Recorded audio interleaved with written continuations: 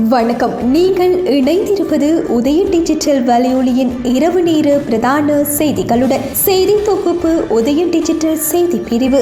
செய்திகள் வாசிப்பவர் லிஷா தரணீஸ்வரன் மற்றும் புஷ்கரணி ரவீந்திரன். முதலில் தலைப்புச் செய்திகள். தொடர்பான உள்நாட்டு செய்திகள். யாழில் 20 நாட்கள் தொடர் காய்ச்சல் காரணமாக குடும்ப பெண் ஒருவர் உயிரிழந்துள்ளார். நாரந்தனை மத்திய ஊர்காவற்றுறை பகுதியை சேர்ந்த 62 வயதுடைய 7 பிள்ளைகளின் தாயே இவ்வாறு உயிரிழந்துள்ளார். சம்பவம் தொடர்பில் மேலும் தெரிய வருகையில், கிளிநொச்சியில் மகள் வீட்டில் இருந்த வேளை காய்ச்சல் காரணமாக கிளிநொச்சி மருத்துவமனையில் சிகிச்சை பெற்றுள்ளார். எனினும் இடையிடையே காய்ச்சல் ஏற்பட்டுள்ளதை தொடர்ந்து கடந்த 17ஆம் தேதி ஊர்காவற்றுறை மருத்துவமனையில் சிகிச்சை பெற்றுள்ளார். அதன் பின்னரும் காய்ச்சல் ஏற்பட்ட நிலையில் 19ஆம் தேதி ஊர்காவற்றுறை மருத்துவமனையில் சேர்க்கப்பட்டு பின்னர் நேற்று முன்தினம் செவ்வாய்க்கிழமை மேலதிக சிகிச்சைக்காக ஜாழ் போதனா மருத்துவமனைக்கு மாற்றப்பட்டு சிகிச்சை பெற்று வந்த நிலையில் உயிரிழந்துள்ளார். அவரது சடலம் மீதான மரண விசாரணைகளை திடீர் மரண விசாரணை அதிகாரி நமசிவாயம் பிரேம்குமார் மேற்கொண்டுள்ளதோடு உடற்கூற்று பரிசோதனைகளின் பின்னர் சடலம் உறவினர்களிடம் ஒப்படைக்கப்பட்டுள்ளது.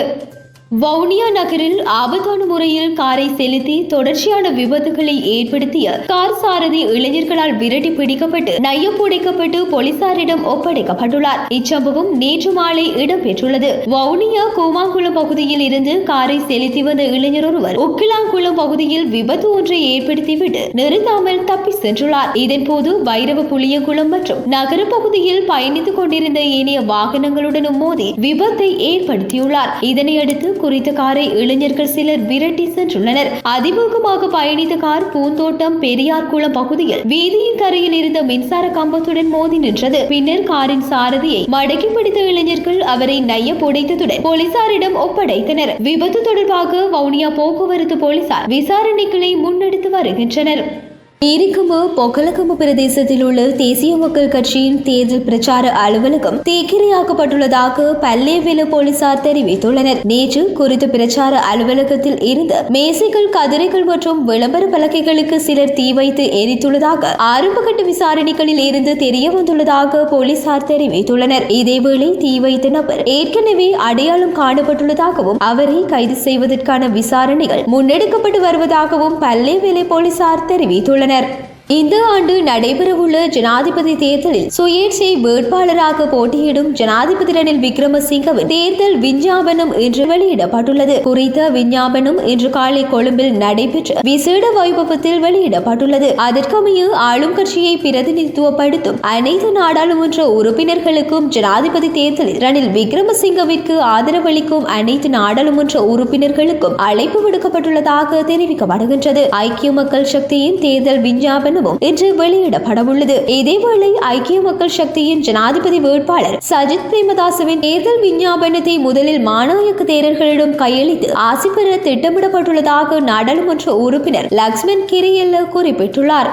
2024 ஜனாதிபதி தேர்தலுக்கான உத்தியோகபூர்வ வாக்குச்சீட்டுகள் அடங்கிய பொதிகள் உரிய இடங்களுக்கு அனுப்பி வைக்கப்பட்டுள்ளதாக தபால் திணைக்களம் தெரிவித்துள்ளது. தபால் மூல வாக்குச்சீட்டுகள் அடங்கிய பொதிகள் எதிர்வரும் 30ஆம் தேதிக்கு முன்னதாக தபால் மூல வாக்களிப்பு மத்திய நிலையங்களுக்கு கையளிப்பதற்கு நடவடிக்கை எடுக்கப்படும் என பிரதி தபால் மா அதிபர் ராஜித ரணசிங்க தெரிவித்துள்ளார். இந்த நடவடிக்கைகளுக்காக 1000க்கும் மேற்பட்ட தபால் ஊழியர்கள் கடமையில் ஈடுபடுத்தப்பட்டுள்ளதாக அவர் தெரிவித்துள்ளார். 2024 ஜனாதிபதி தேர்தலில் 7,12,319 வாக்காளர்கள் தபால் மூலம் வாக்களிக்க தகுதி பெற்றுள்ளதாக தேர்தல்கள் ஆணைக்குழு தெரிவித்துள்ளது. தபால் மூல வாக்களிப்பு எதிர்வரும் செப்டம்பர் 4, 5 மற்றும் 6 தேதிகளில் நடைபெறவுள்ளது. அதற்கிணங்க மாவட்ட செயலகங்கள், தேர்தல் அலுவலகங்கள் மற்றும் போலீஸ் உத்தியோகத்தர்களுக்கும் செப்டம்பர் 4ஆம் தேதி வாக்களிப்பதற்கு சந்தர்ப்பம் வழங்கப்பட்டுள்ளது. எனினும் மேற்படி 3 தினங்களிலும் தபால் மூலம் வாக்களிப்பை மேற்கொள்ள முடியாதவர்களுக்காக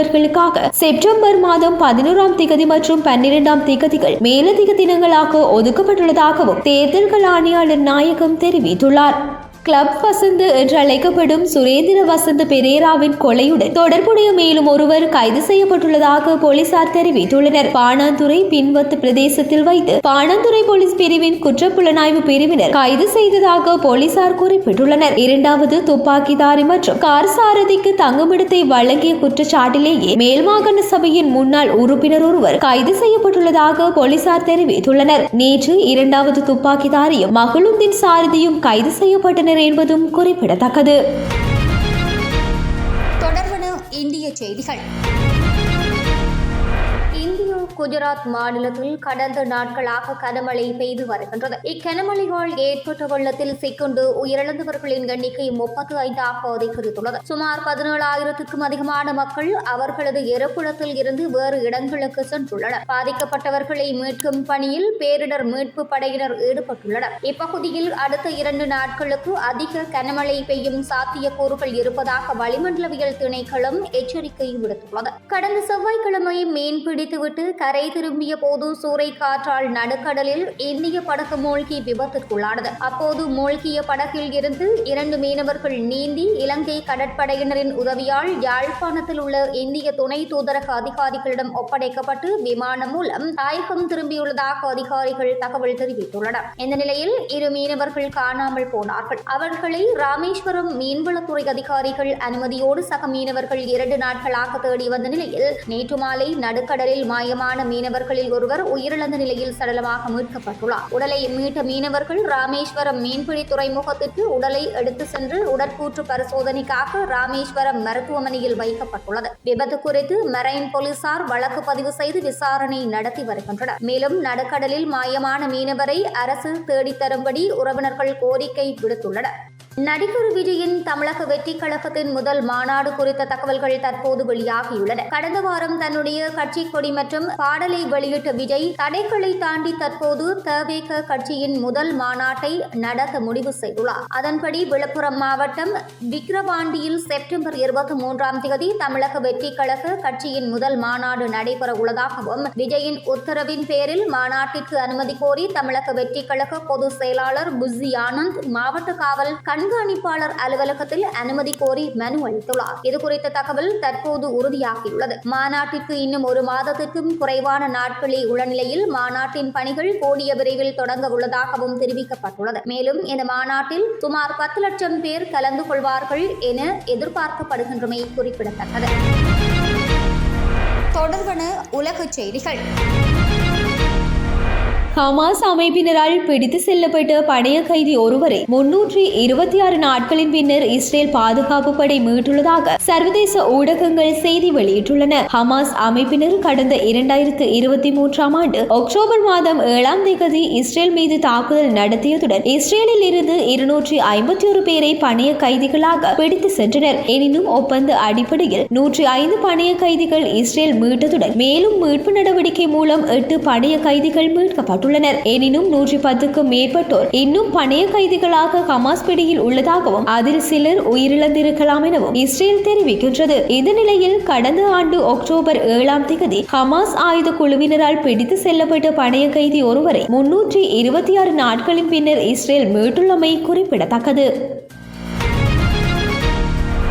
ஜப்பானுக்கு சன்சான் புயல் குறித்து எச்சரிக்கை விடுக்கப்பட்டுள்ளது. குறித்த புயல் தற்போது ஜப்பானின் அமாமி ஓசிமா தீவுக்கு அருகில் கடல் வழியாக நகர்வதாகவும் அது இவ்வார இறுதியில் மிகவும் வலுவான புயலாக உருவாக்கலாம் எனவும் ஜப்பான் வானிலை ஆய்வு மையம் குறிப்பிட்டுள்ளது. மேலும் கியூசி மற்றும் அமாமி ஆகிய பகுதிகளில் மணிக்கு 162 கிலோமீட்டர் வேகத்தில் பலத்த காற்று வீசக்கூடும் என எதிர்பார்க்கப்படுவதாக வெளிநாட்டு ஊடகங்கள் செய்தி வெளியிட்டுள்ளதாகவும் அடுத்த 24 மணி நேரத்தில் ஜப்பானின் சில பகுதிகளில் 300 முதல் 400 மில்லிமீட்டர் அளவில் கடும் மழை பெய்யக்கூடும் என ஜப்பான் வானிலை ஆய்வு மையம் எதிர்ப்பு கூறியுள்ளது. எனவே குறித்த பகுதிகளில் நாளை முதல் எதிர்வரும் சனிக்கிழமை வரை தொடர்ந்து சேவைகள் இடைநிறுத்தப்பட்டுள்ளதாகவும் தெரிவிக்கப்பட்டுள்ளது.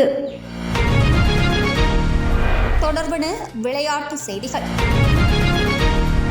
இலங்கை மற்றும் இங்கிலாந்து அணிகளுக்கு இடையிலான இரண்டாவது டெஸ்ட் கிரிக்கெட் தொடர் இங்கிலாந்தின் லார்ட்ஸ் மைதானத்தில் இன்று ஆரம்பமாக உள்ளது. குறித்த டெஸ்ட் தொடர்களில் பங்கேற்கும் இலங்கை அணி தற்போது பெயரிட்டுள்ள நிலையில் அதில் 2 மாற்றங்கள் செய்யப்பட்டுள்ளன. அதன்படி குசல் மெண்டிஸ் மற்றும் விஸ்வா பெர்னாண்டோ ஆகியோர் அணியில் இடம் பிடிக்கவில்லை எனவும் அவர்களுக்கு பதிலாக பெத்தும் நிசங்க மற்றும் லக்ரு குமார அணிக்கு அழைக்கப்பட்டுள்ளமை குறிப்பிடத்தக்கது. தென்னாப்பிரிக்கா ஏ அணிக்கு எதிரான 3 ஒருநாள் கிரிக்கெட் தொடரிலும் 2 4 நாள் கிரிக்கெட் தொடர்களிலும் பங்கேற்பதற்காக இலங்கை ஏ அணி பயணம் மேற்கொண்டுள்ளது. இந்த 2 வகையான தொடர்களிலும் விளையாடும் பசிந்து சூரிய பண்டார தலைமையிலான இலங்கை அணியில் லக்கிரு உதார, பவன் ரத்நாயக்க, நுவனிது பெர்னாண்டோ, சொனால் தினுஷ, சாமிக்க குணசேகர, மொஹமத் ஷிரால், வனுஷ ஷஹாத், ஏஷான் மாலிக் மற்றும் தினுர கலுபகன ஆகியோர் இடம் பிடித்துள்ளனர். இதேவேளை ஒருநாள் போட்டிக்கான அணியில் சஹான் ஆராய்ச்சிக்கே, துஷான் கேமந்த, சமிந்து விக்ரமசிங்க, கவிந்து நடீஷான் ஆகியோரும் 4 நாள் போட்டிக்கான அணியில் அஹான் விக்ரமசிங்க, நிஷான் பீரிஸ், இஷித் விஜயசுந்தர, ஓஷத பெர்னாண்டோ, விஷாத் ரந்திக்க, ஜெனித் லியனகி ஆகியோரும் பெயரிடப்பட்டுள்ளனர். தென்னாப்பிரிக்க ஏ அணிக்கு எதிராக பொச்சேஸ்வரம் ஜே.பி. மார்க்ஸ் ஓவல் மைதானத்தில் ஒருநாள் போட்டிகள் நாளை மறுதினம் சனிக்கிழமை செப்டம்பர் 2ஆம் தேதி மற்றும் 4ஆம் தேதி ஆகிய தினங்களில் நடைபெறும். முதலாவது 4 நாள் கிரிக்கெட் தொடர் கிரம்பர்லி ஓவல் மைதானத்தில் செப்டம்பர் 8ஆம் தேதியில் இருந்து 11ஆம் தேதி வரையும், இரண்டாவது 4 நாள் கிரிக்கெட் போட்டி பெனோலி விலோமுவர் பார்க் மைதானத்தில் செப்டம்பர் 15ஆம் தேதியில் இருந்து 18ஆம் தேதி வரையும் நடைபெறவுள்ளமை குறிப்பிடத்தக்கது.